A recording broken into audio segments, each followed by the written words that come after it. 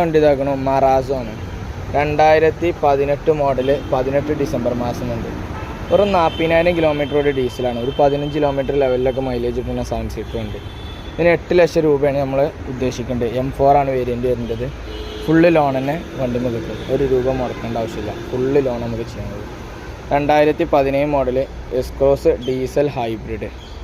ഈ വണ്ടിക്ക് ഏകദേശം 25 കിലോമീറ്റർ ലെവലിൽ മൈലേജ് കിട്ടും. ഇങ്ങനത്തെ 2 വണ്ടി നമ്മളെ കയ്യിൽ സ്റ്റോക്കുണ്ട്. ബ്ലാക്കും സ്റ്റോക്കിലുണ്ട്.